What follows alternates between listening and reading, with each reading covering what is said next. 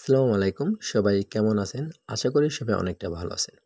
অনেক দিন ধরে অনেক ক্লায়েন্টই খোঁজেন ইউনিক ডিজাইনের টেলিকম সার্ভার। তো তারা চাইলে আমাদের কাছ থেকে এই ধরনের ইউনিক ডিজাইনের টেলিকম সার্ভারটা কিন্তু একদম কম প্রাইসে বানাইতে পারেন। আমাদের এই সার্ভারে অটো রিচার্জ হবে, অটো অ্যাড মানি হবে। আপনারা যদি আমাদের এই সার্ভারের আগের পার্টের ভিডিওগুলো যদি কন্টিনিউ করেন তাহলে বুঝতে পারবেন আমাদের সার্ভারে কীভাবে অটো রিচার্জ হয়, অটো অ্যাড মানি হয়, বা এই পে বিল থেকে আপনারা কীভাবে লাভবান করবেন, ড্রাইভ ব্যালেন্স থেকে কীভাবে লাভবান করবেন, এই সকল বিষয় কিন্তু আলোচনা করা হয়েছে। আজকের ভিডিওর মাধ্যমে আমরা আলোচনা করব এম ব্যাংকিং এই বিষয়টা নিয়ে। এম ব্যাংকিং এই কাজটা কীভাবে করতে হয়, এটা অ্যাডমিন এই এম ব্যাংকিং বিষয়ে কীভাবে পরিচালনা করবে, কীভাবে ইনকাম করবেন, এটা বিষয়। তো আমি যদি এম ব্যাংকিং উপরে এটা ক্লিক করি, এখানে কিন্তু আমরা দেখতে পারবো 3টে প্ল্যাটফর্ম অ্যাড করেছে: বিকাশ, নগদ, রকেট। আমাদের ব্যালেন্সে দেখেন, আমাদের ব্যালেন্সে 1000 টাকা আছে। আমাদের এই ড্রাইভ অ্যান্ড ব্যাংকিং ব্যালেন্স এইটা দিয়ে আমরা কাজ করতে পারবো pay bill, M banking, drive package. তো এম ব্যাংকিংয়ে আমরা এখন বিকাশের মাধ্যমে কিছু টাকা উত্তোলন করে দেখাবো। এই বিকাশের মাধ্যমে আমি যদি টাকাটা নেই, এখানে থেকে অ্যাডমিনের কীভাবে লাভটা হবে। তো এখানে দেখেন মোবাইল ব্যাংকিং চার্জ 0 টাকা দেওয়া আছে। এখানে আমি একটা অ্যামাউন্ট বসাই দেবো, 1000কে চার্জ লাগাই দেবো, 1000কে 20 টাকা কাটবে, এরকম একটা চার্জ আমরা লাগাই দেবো। তো আমি কি করব, অ্যাডমিন প্ল্যানে যাব।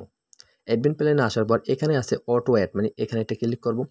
এখানে আছে ব্যাংকিং চার্জ, এখানে যদি আমরা ক্লিক করে আমরা কি করব, অ্যামাউন্ট 1000কে 20 টাকা দেবো। আপনাদের ইচ্ছে আপনারা যত টাকা দিতে পারেন 1000কে। তো আমি এখান থেকে সাধারণত 20 টাকা দিই। 20 টাকা দেওয়ার পর ব্যাংকিং চেঞ্জের উপরে যদি ক্লিক করি, এটা চেঞ্জ হয়ে যাবে। অনেকে আছে কি, এখানে 20 টাকা দেওয়ার পর টাকা লিখে দেয়, অথবা এখানে একটা টাকার ডলারের মতো এইটা দিয়ে দেয়, দেওয়ার পর সেভ করে দেয়। এতে এটা দেওয়া যাবে না। আমি যেভাবে দেখাবো সেম এইভাবে দেবেন, তারপর সেভ করে দেবেন। সেভ করার পর আমরা যদি এখন আমাদের অ্যাপ্লিকেশন আসি, তারপর যদি এম ব্যাংকিং উপরে এটা ক্লিক করি, এখানে কিন্তু 20 অ্যামাউন্ট চলে আসে। এইভাবে আপনারা কিন্তু এই মোবাইল ব্যাংকিংয়ের চার্জটা করতে পারেন। তারপর এখানে আমরা কি করব, বিকাশের মাধ্যমে 500 টাকা উত্তোলন করে নেব। তো আমি যদি বিকাশের মাধ্যমে 500 টাকা উঠাই নেই, তাহলে কিন্তু আমার চার্জ কাটবে 10 টাকা। কেন 10 টাকা কাটবে? আমি 1000কে দিছি 20 টাকা, তাহলে আমার বিকাশে যদি আমি 500 টাকা নেই, তাহলে আমার কাটবে কত? 10 টাকা। তো এখন আমি কী করব, অ্যাকাউন্ট নাম্বার দেবো। আমি কোন নাম্বারে টাকাটা নেব, ওই নাম্বারটা দেবো। তো আমার এই নাম্বারে টাকাটা নেব, ওই নাম্বারটা দিলাম। কত টাকা আমি ব্যালেন্স নেব, আমি 500 টাকা ব্যালেন্স নেব, 500 টাকা দিই। আমি কিন্তু আপনাদের দেখাইছি আমাদের ব্যালেন্সে টাকা আছে 1000 টাকা। তো এখান থেকে আমাদের যে লগ ইন পিন, ওই পিনটা দেবো। মানে আমি অ্যাকাউন্ট ক্রিয়েট করার সময় যখন যে পিনটা দিছি, ওই পিনটা এখানে দেবো। তো আমি এখান থেকে পিনটা দিই। পিনটা দেওয়ার পর আমরা কি করব, যে সেন্ড রিকোয়েস্ট, এখানে একটা ক্লিক করব। এখানে যদি আমরা একটা ক্লিক করি, সাথে সাথে কিন্তু অ্যাডমিনের কাছে একটা নোটিফিকেশন চলে যাবে যে মোবাইল ব্যাংকিং সফল হয়েছে। এটা একটা নোটিফিকেশন যাবে যে একজনে অর্ডার করছে। আর ইউজার এখানে কিন্তু লেখা আসবে আপনার মোবাইল ব্যাংকিংটি সফলভাবে অর্ডার করা হয়েছে, দয়া করে অপেক্ষা করেন। এখান থেকে আমি ওকে করব। ওকে করবার যদি ব্যাগে আসি, আমাদের ব্যালেন্স থেকে কিন্তু টাকাটা কেটে নিছে। আমি মোবাইল ব্যাংকিংয়ের মাধ্যমে আমি 500 টাকা নিতেছি, মানে বিকাশের মাধ্যমে 500 টাকা উত্তোলন করতেছি। আর এখান থেকে কিন্তু এক্সট্রা আরও 10 টাকা কাটছে। এই 10 টাকা কাটছে, আপনি 1000কে চার্জ দিয়েছেন 20 টাকা, এই জন্য 10 টাকা কাটছে, আমি 500 টাকা উত্তোলন করছি। আর এইটা যে আমি করছি, এটার অর্ডার হিস্ট্রি কিন্তু আমি এম ব্যাংকিং উপরে ক্লিক করলে এখানে কিন্তু দেখতে পারি। এটা কিন্তু এখন পেন্ডিংয়ে পড়ে আছে। আর এইমাত্র যে আমি এটা অর্ডার করছি, এটা অ্যাডমিন কাছে যে একটা নোটিফিকেশন আছে, ওইটা কীভাবে গেছে ওইটা একটু আপনাদের দেখেন।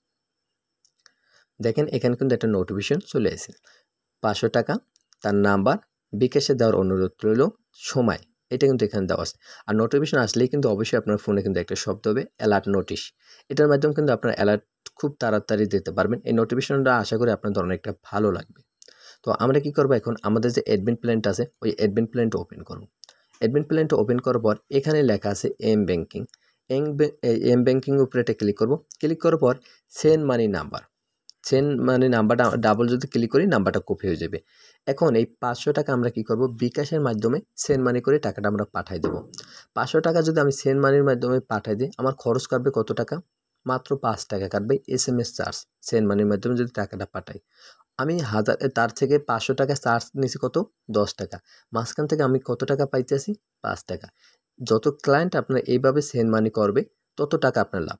সে যদি 5000 টাকাও যদি সেন্ড মানি করে উত্তোলন করে নিতে চায়, 5 টাকা চার্জ কাটবে। আর তার ব্যালেন্স থেকে কিন্তু কাটবে 5000-এ 100 টাকা। আপনার লাভ হতে কত? 95 টাকা লাভ হইতেছে। এইভাবে কিন্তু এম ব্যাংকিং মাধ্যমে আপনাদের কিন্তু লাভবান করতে পারবেন। তো এখন আমি কি করব, সাকসেসের উপরে ক্লিক করব। আমি টাকাটা দিয়ে সাকসেস করে দেব।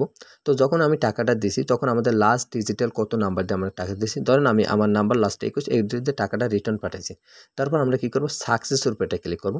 সাকসেসের উপরে যদি আমরা ক্লিক করি সাথে সাথে ওই ক্লায়েন্টের কাছে একটা নোটিফিকেশন চলে যাবে যে ক্লায়েন্ট এই ব্যাংকিং অর্ডারটা করছে।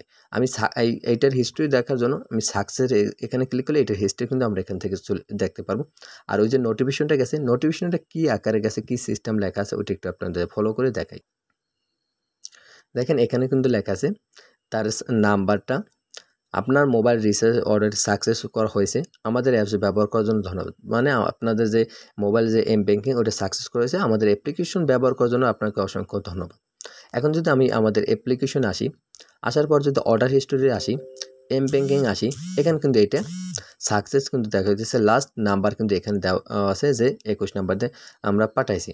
তো এইভাবে আপনার ব্যাংকিংয়ের মাধ্যমে আপনারা ইনকাম করতে পারেন বা এইভাবে আপনার ব্যাংকিং বিষয়টা আপনারা কন্ট্রোল করবেন। এখন অনেকেই ক্লায়েন্ট বলতে চান যে ভাই আমরা ব্যাংকিংটা যদি ক্যান্সেল করে দিই এটা টাকা কি সাথে সাথে ক্লায়েন্টের কাছে রিটার্ন যাইবে কিনা, এটা একটু যদি আপনারা একটু আমাদের বুঝাই বলতেন তাহলে একটু অনেকটা ভালো হতো। তো আমি আপনাদের বুঝাই কি বলবো, সরাসরি প্রুফ দেখাই দিই এটা টাকা রিটার্ন যায় কিনা ক্যান্সেল করলে। অনেক আছে ক্যান্সেল করলে আবার ম্যানুয়ালভাবে তার ব্যালেন্সের টাকা অ্যাড করে দিতে হয়। এখানে ম্যানুয়ালভাবে করলে আপনার সাথে সাথে ক্যান্সেল করার সাথে সাথে রিটার্ন তার ব্যালেন্সের টাকাটা অ্যাড হয়ে যাবে। তো আমি ব্যাংকের উপরে ক্লিক করি, এবার নগদের মাধ্যমে টাকাটা নিই। তো এখান থেকে আমি কি করব, আমাদের নগদ নাম্বারটা দেবো, এখান থেকে অ্যামাউন্ট 400 টাকা দিই, তারপর এখান থেকে আমরা পিন দিই। পিন দেওয়ার পর আমরা যদি সেন্ড রিকোয়েস্টের উপরে ক্লিক করি, আমাদের ব্যালেন্সে কিন্তু টাকা ছিল 490 টাকা। তো আমি এখান থেকে ওকে করে যদি দিই, এখানে দেখেন আমার ব্যালেন্সে কিন্তু 82 টাকা আছে।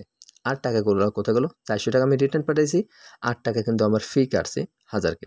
তো এখন আমি এখানে যদি আসি ব্যাংকিং আসলে এখান থেকে এটা পেন্ডিং করেছি। আর আমি যতবার আমি রিকোয়েস্ট পাঠাবো ততবারই অ্যাডমিন কাছে কিন্তু একটা নোটিফিকেশন চলে যাবে এই রিকোয়েস্টের। এখন কি করব, আমি অ্যাডমিন প্ল্যানে আসবো, আসার পর ব্যাংকিংয়ে আসবো, নতুন অর্ডারে এখান থেকে আমরা কি করব, বাতিল উপরে ক্লিক করব। এখানে আপনারা বাতিল করবেন এটার কারণ লিখে দেবেন। ধরেন আমি এখান থেকে সরি লিখে দিই, আপনাদের কারণটা আপনি লিখে দেবেন। তারপর অর্ডার বাতিল উপরে যদি ক্লিক করি সাথে সাথে ওই ক্লায়েন্টের কাছে কিন্তু নোটিফিকেশন চলে যাবে আমি যে অর্ডার বাতিল করছি ওইটার নোটিফিকেশন। আর এই বাতিল অর্ডার হিস্টোরি অ্যাডমিন এখান থেকে আপনারা দেখতে পারবেন। আর এটা কিন্তু এখানে যদি আমি আসি অর্ডার হিস্ট্রি যদি আসি ব্যাংকে আসি, এটা কিন্তু এখানে ক্যান্সেল হয়েছে, এটা কিন্তু এখান থেকে হিস্ট্রি দেখতে পারবে, কারণটা কিন্তু এখানে দেখতে পারবে। আমি সরি লিখছি, সরি কারণটা কিন্তু এখানে দেওয়া আছে। আর ব্যালেন্সে কিন্তু টাকাটা রিটার্ন চলে এসেছে, দেখেন টাকাটা কিন্তু চলে এসেছে। এইভাবে একটি ব্যাংকিংয়ে আপনারা কাজ করবেন। আর ব্যাংকিংয়ের লাভটা কিন্তু আশা করি আপনারা সুন্দর মতন বুঝতে পারছেন কীভাবে লাভ হবে। এই মেইন লাভটা কিন্তু ব্যাংকিং চার্জের উপর নির্ভর করবে। আর সাধারণত অনেক ক্লায়েন্ট আছে এখানে ব্যালেন্সে 5000 টাকা ভরে রাখছে, তার বিকাশের মাধ্যমে 2000 টাকা লাগে অথবা 15000 টাকা লাগে, সে মনে করেন আপনার সাপোজ ব্যাংকিংয়ের মাধ্যমে উত্তোলন। যাদের বাইরে কান্ট্রির মানুষ আছেন তারা অনেকে আছে যে বিকাশের মাধ্যমে 5000 টাকা ভরে রাখছেন, এখন চান আপনার পরিবারকে 2000 টাকা পাঠাইতে। বিকাশ অ্যাপ্লিকেশন বাইরের কান্ট্রি ইউজ করা অনেকটা টাফ হয়ে দাঁড়ায়। তো এখান থেকে আপনারা 2000 টাকা সেন্ড মানি করলে অ্যাডমিন টাকাটা পাঠাই দিল। এরকম সিস্টেম বাইরের কান্ট্রি অ্যাপ্লিকেশন চালাইতে পারেন। তো আশা করি এই জিনিসটা আপনারা অনেক কিছু বুঝতে পারছেন ব্যাংকিং সম্পর্কে। তো যাদের এই ধরনের এপিআই সার্ভার প্রয়োজন হবে তারা আপনারা আমাদের সাথে যোগাযোগ করে এই ধরনের এপিআই সার্ভার কিন্তু বানিয়ে নিতে পারেন। আমাদের সাথে যোগাযোগ করার জন্য এই ভিডিও ডিসক্রিপশন বক্স অথবা কমেন্ট বক্সে আমাদের কন্ট্যাক্ট নাম্বার দেওয়া থাকবে। ওই কন্ট্যাক্ট নাম্বার দিয়ে আপনি আমাদের সাথে যোগাযোগ করে এই ধরনের অ্যাপ্লিকেশন কিন্তু বানিয়ে নিতে পারেন। তো সবাই ভালো থাকেন, সুস্থ থাকেন, আল্লাহ হাফেজ।